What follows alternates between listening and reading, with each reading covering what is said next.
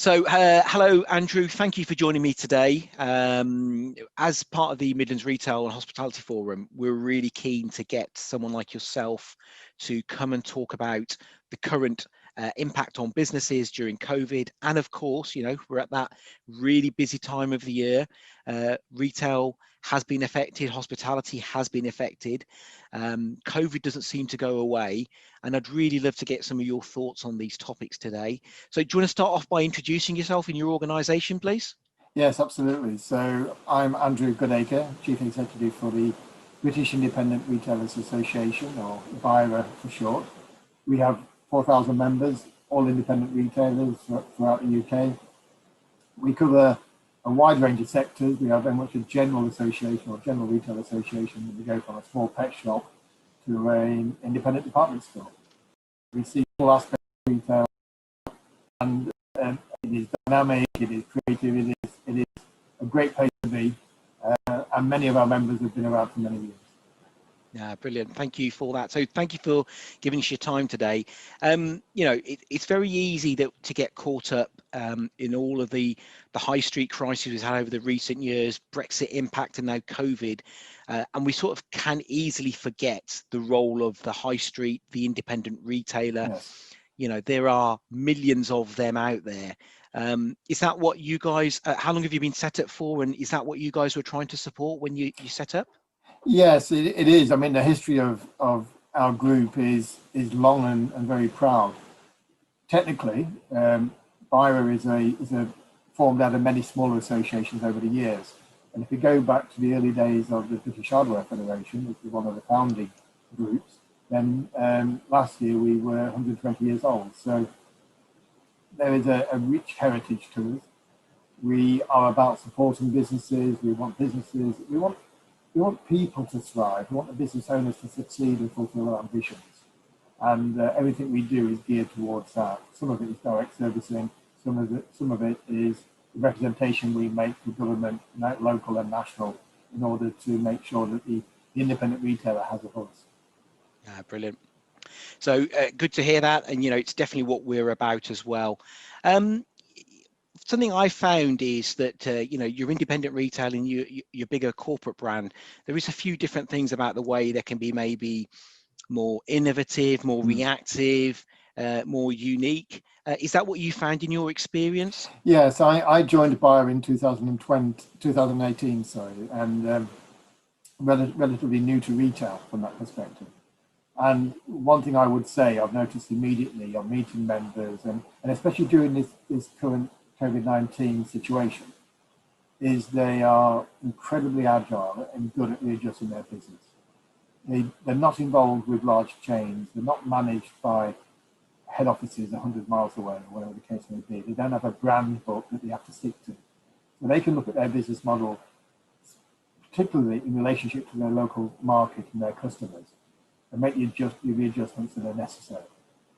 The disadvantage of a small retailer is that agility. They need the resources, either time, people, and money, to make all the changes as quickly as they would like. So they've got all the energy, they've got the ideas, but they don't always have the resources to do it at the speed or to the extent they would like. So there are advantages and disadvantages, but in general, a small retailer will succeed by being more creative, more focused on its customer base, and really about delivering a quality customer service. Okay, yeah, that's good. I like that. And then in terms of the last word you used there, customer experience, it's a buzzword which has grown in more prominence recently.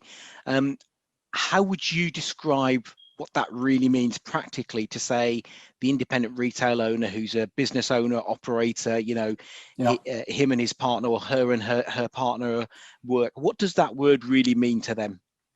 It means everything, because that's the way they engage and create customer loyalty. I'll give you a couple of really good practical examples. One of them is more obvious than the other. In hardware stores, there are quite a lot of our members. That's about giving advice to customers on how to use tools, how to do certain jobs around the home. They're buying DIY, they're buying stuff for the garden or the home. So that's a fairly obvious one and simple one. But I was talking to a clothing retailer recently who just reopened. And on the reopening of shops, there was a clear issue or ambiguity around changing rooms. And the large stores are closing down the changing rooms because they felt as if it wasn't safe to operate. We had several businesses contact us about changing rooms and say, can we open our changing room? And when I said to them, why is it so important that you do?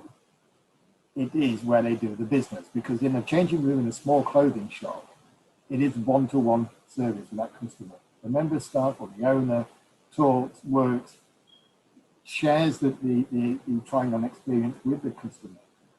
And it's also where they sell on the extra accessories as well, of course. So it is very much where they do their business. It's where they close the sale. So they needed changing rooms open. And we worked with them and we ensured that they could do it legally and safely, both for customers and their staff. And that's so important to those businesses because it fulfills their desire and their ethics to deliver fantastic customer service. Brilliant. Yeah, very good. And also, as an independent, they're possibly more invested in selling those little add-ons, whereas maybe as a chain store or a corporate store, they maybe have less incentive to do that. Well, quite often, if you go in, if we say on the clothing market, which has been the most damaged by COVID-19 in many ways, you go into a large store and it's fairly contactless in fairness. You pick up clothes from a random rail, you walk maybe 50 yards, you wander into a changing room, pick up a token, wander out again. And there's not much interaction. You go into a smaller shop and it is all about the interaction. It is all about the ability of the staff to engage with the customer, reassure them, and give them advice and actually say, that doesn't look nice on you, or that does look nice on you. And then it's about selling up from there, because it's the other accessories that provide the extra sale and the extra bonus of profit that goes with it all. But actually, the customer appreciates the advice of mixing and matching and adding to their purchase. So it works all round. And you're quite right. The quality of service needs to be better in an independent shop because they haven't got the brand presence of the high street chain. Yeah. Absolutely. And sometimes, you know, I always think that just serving the customer, and we stick with the clothing retailer, just helping them find their size and all those bits and pieces, that should just be the basics. You know, that should just be the baseline, right? That should be the basic standards of what they're there to do. Would you agree? I totally agree. It is about putting your customer at ease. It is about understanding what your customer would like. It's not, but doing it in such a way you're not intrusive, you're not pushy, and again, people learn from this. And with independent retail, you find lots of people who've been doing it for many years, and often family-run businesses. And so skills have been passed down the generations. They get passed on to their employees, and so there's a continuation there. There's a consistency there as well. And it's all about thinking about the customer, making the customer feel comfortable, because it's actually comfortable customers are more likely to buy. Definitely. So that said, you know, the high streets, retail in general, we've had a pretty tough 24, 36 months. You know, we've had long sustained periods of difficult trading conditions, as everyone calls it. You know, if we went back a few years when I think the big one for me was when Toys R Us went bust, and soon after we had a few happen quite quickly, like Mothercare, and people started talking about this high street crisis. Yes. You know, this time last year, we were all worried about Brexit and what was going to happen, and now we're into this COVID situation. With all this going down, what do you think, or what have you seen happen to retailers in terms of being able to maybe have more of an online and in-person presence? Where have you seen that changed, or what do you think still needs to happen? No, I'll share some statistics, and it's work that we've been doing now for the last 18 months. And so we've been talking to members and non-members, but primarily members, about their business and what they are doing differently. And we do this through our member services team or our customer service team, our marketing team, do it through research. And I would say pre-COVID, two key trends. One was that 67%, I think it was, of members said they had a website. And of that, only 24% were transactional websites, i.e. people would actually make the purchase online. More recently, we did a similar survey in October, and the number of members with a website was 85%, so a significant shift there. but more importantly, 50% of them have moved into a transactional website area. So there's been this, COVID has caused a crisis. Now, out of the crisis comes urgency, sometimes clarity of thought, and a real sense of direction, because it was clear then that if we didn't know the message already, that online was going to be very much part of the retail experience, supporting the shop, not necessarily replacing it. And what we've seen is an acceleration of our members and retailers in general, smaller retailers, into the online arena. I would say that our focus and our support for them has been to say, well, yes, you need a website, you need to be functional on that website, it needs to be well designed and informative. But actually, what they also need is probably more importantly in some ways, is an online digital footprint presence, an awareness, because it's okay on your website, but you've got to be found. And we all know with retail online, it's a very different marketplace, a very different experience. People tend to shop by product, and then you're at the mercy of whoever's paid the most money for the relevant ads to appear top of Google, and it goes on from there. And that comes down to deep pockets and the large chain succeeding. So what we've encouraged our retailers to do is to say, well, look, your local people, your local retailers serving local communities, work on your social media, work on Twitter, work on Facebook, work on all those opportunities you have to really engage with your local community, and they'll be surprised at how far that reach goes. And those that have done that, alongside improving their website quality as well, I've certainly seen the benefit and seen more product and more of their shopping be done online. It doesn't replace a shop, it complements it. It's very much alongside it. And often it brings people to their business as well. So we've seen that happen. Then we've seen creativity with people using video technology like Zoom, as we're doing now, or again through Facebook, and sharing videos. So again, go back to clothing. If people have got a new range of clothing, then they're modeling it. They've got their staff to model it. It's all done that way, and they're engaging with their audience in that direction. And that would not have happened 9 months ago, because this sort of technology wasn't around in the same extent 9 months ago. So they become creative, they become really determined to make this technology work for them. There is a lot of catching up for them to do. We all know that, because COVID has accelerated the changes beyond levels we no one would have anticipated a year ago. But we are catching up, and those retailers, large and small, but the smaller ones, if they can connect with their local communities, they will continue to survive. Yeah, brilliant. And you sort of touched on the next thing I wanted to get to, which is the fact that in a way we sort of knew as a retailer or as a hospitality business we needed to do some of this. Facebook and Instagram and everything else has been around for a while. Yeah. But in a way, COVID has pushed some of these businesses into action, hasn't it? Correct. I totally agree. I think there were some doubting Thomases I met early on in my time in this role, and I understand that. In fairness, I'm of an age that doesn't naturally gravitate to internet shopping and so on, and social media, and I can understand why there were some doubts about it. But what this crisis has shown is that if you do it well, it does work for you. But you have to do it well. You have to do it consistently.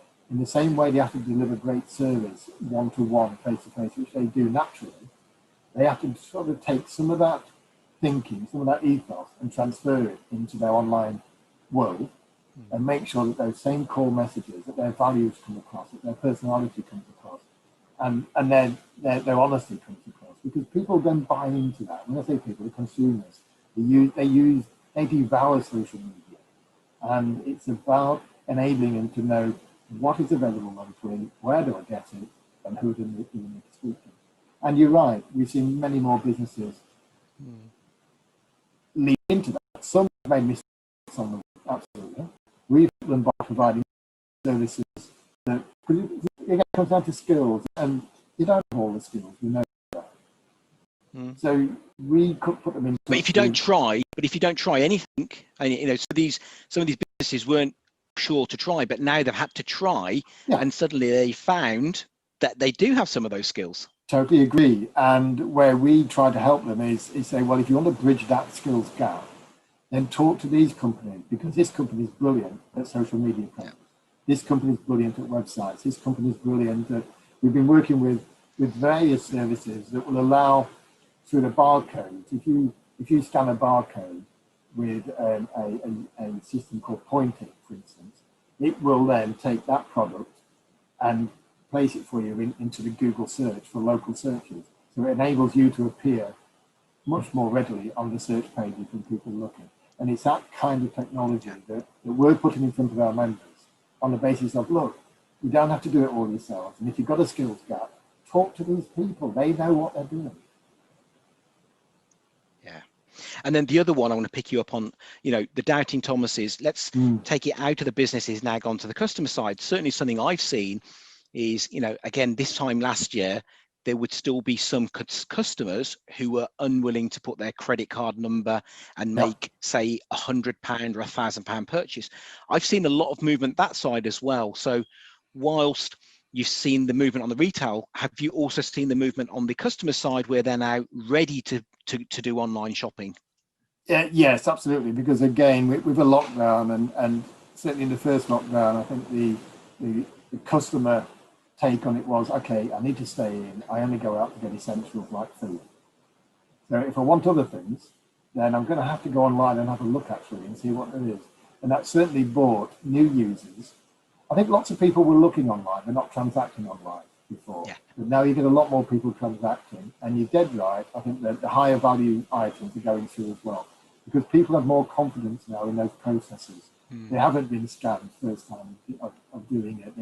They've had a good experience, and let's be honest. The companies that do online well, they deliver reliability, they deliver choice, they deliver good value, and they deliver convenience because they deliver to your door.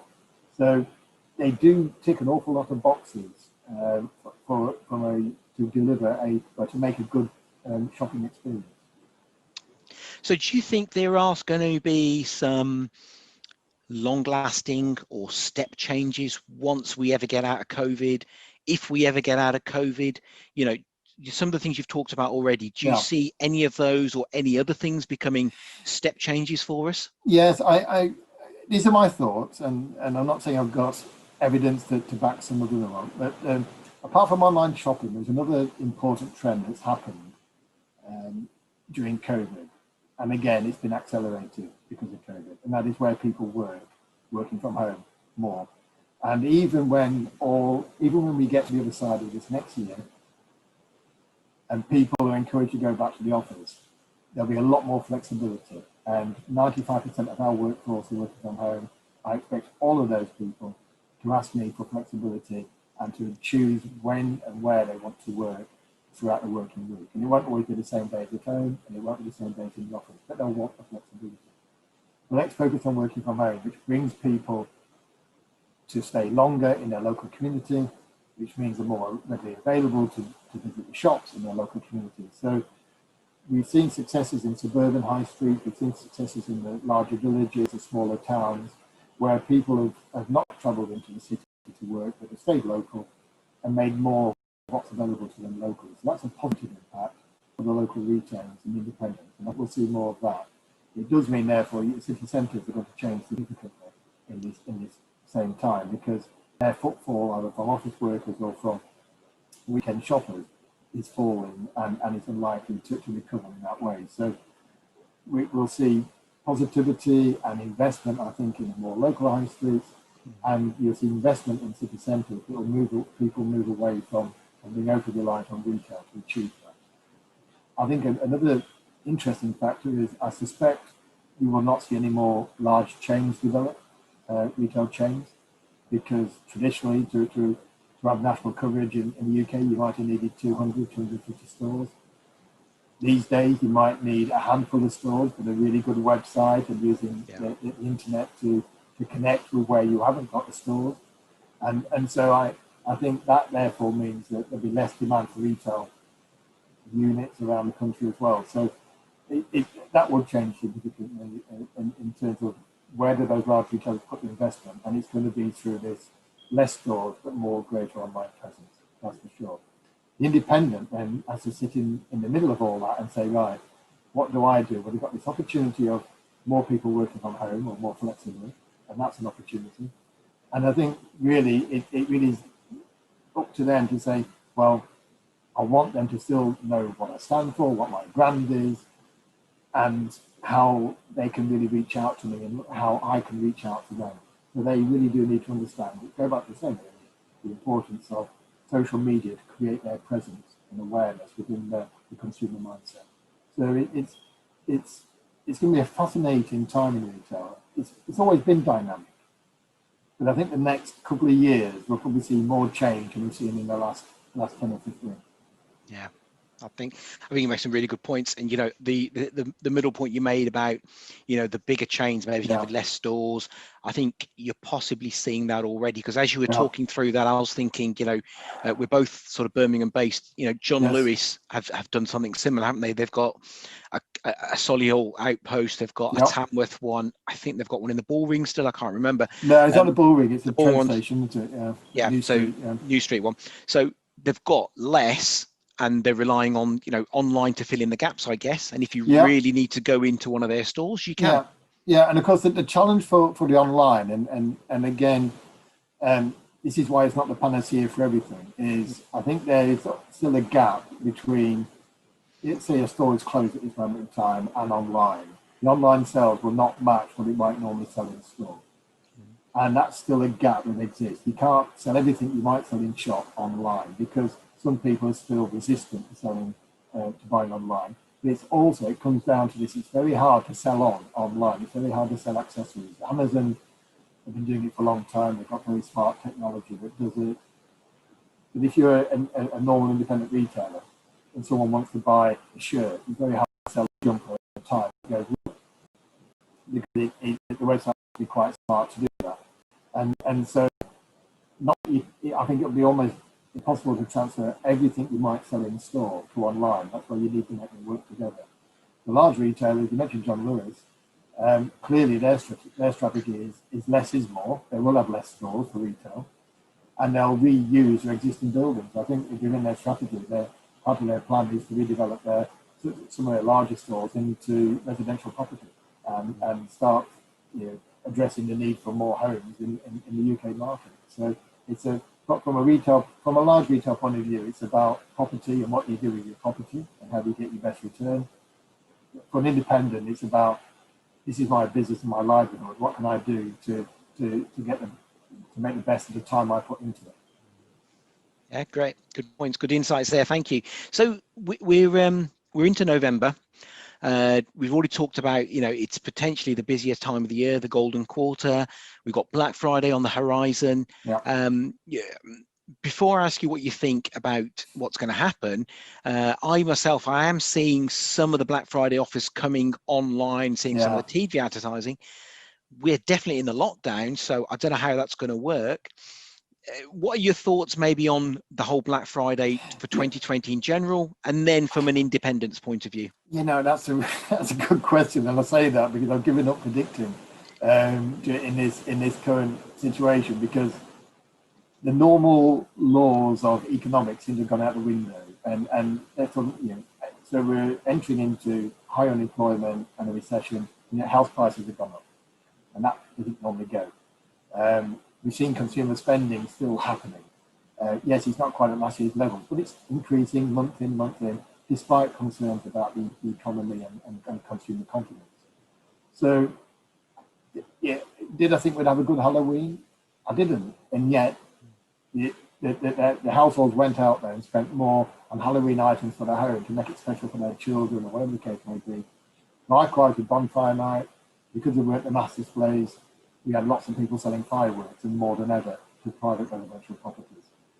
With Black Friday, I thought 4 weeks ago that would be a real big event, and lots of people would start early, which they've done. Probably go extra deep on some of the offers, which I'm not seeing just yet, but that may well happen. And I thought the consumers would wait for that to come along, really. And then I saw last week a prediction from PwC, PricewaterhouseCoopers, saying that they thought Black Friday could be as much as 20% down on previous years. And I'm thinking, well, I really don't know then what will happen. It could be, actually, because people are more used to online shopping, and they've seen lots of offers in any case. And if you like my wife, who's very smart online, she'll use lots of vouchers people get from various sites. So by the time you get to Friday, the offers are no better than what you might get on a normal visit online if you're smart about it and know where to go. And so Black Friday may not have the impact that it does have previous years, but it's no longer disrupting the way people shop. It's simply adding to the way people shop because it's done online. Yeah, I like that. I think you're absolutely right. And I think, when we get over this year, if next year we're not in a lockdown, I think it will just be part of the normal calendar.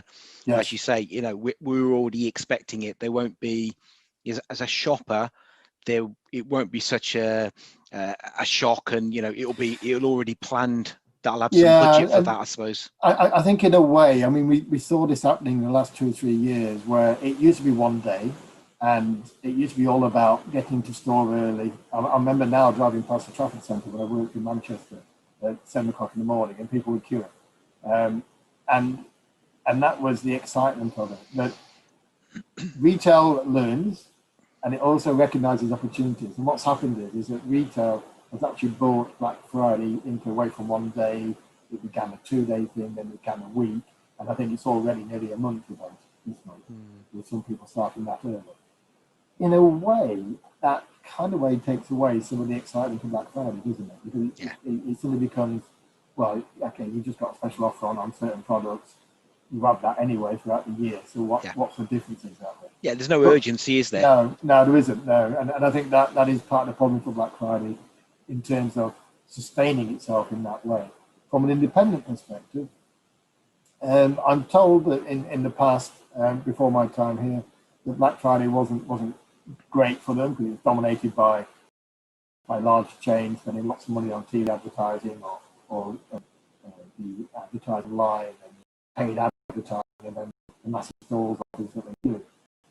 But independents will typically, again, use their creativity to make something of it and to really create it. It wouldn't surprise me, and we've heard of this, of independents saying, well, okay, I can't be open on Black Friday, but, bring this about, and they're doing direct mail or emailing their customer base directly and saying, bring this voucher along the first weekend of opening. So Small Business Saturday becomes more important for which is on the 5th of December.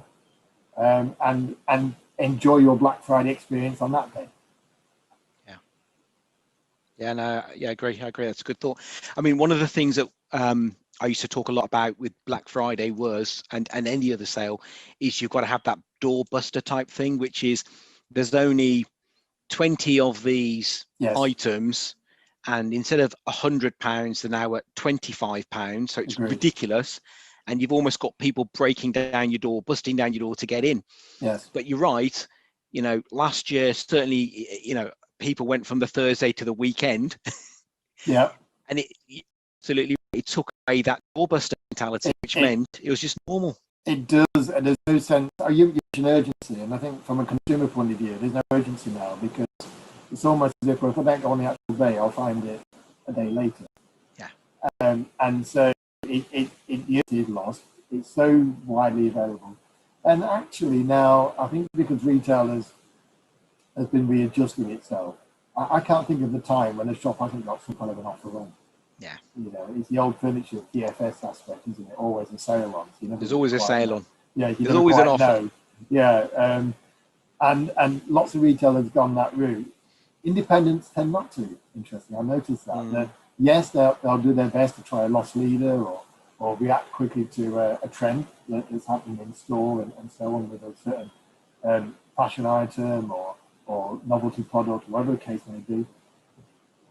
But when they have a sale, it means something, but it's not, and then it's gone, and then they're back to the way they are, and they really work hard to sell the product they have at the more normal price, just retaining the special feeling of getting a sale. Actually, and I think their customer target market often likes the idea of knowing, well, I know I'm getting a special offer here, but you don't do it all the time. Yeah. So let's roll that forward then. You know, hopefully we come out of lockdown December. We've got Boxing Day, Christmas coming up. I'm sure the Office of National Statistics last year said Boxing Day footfall was up, even though quantity, you know, actual numbers weren't necessarily proportionally as high. Do you see that pent up demand? Do you see customers getting to that 5th of December thinking,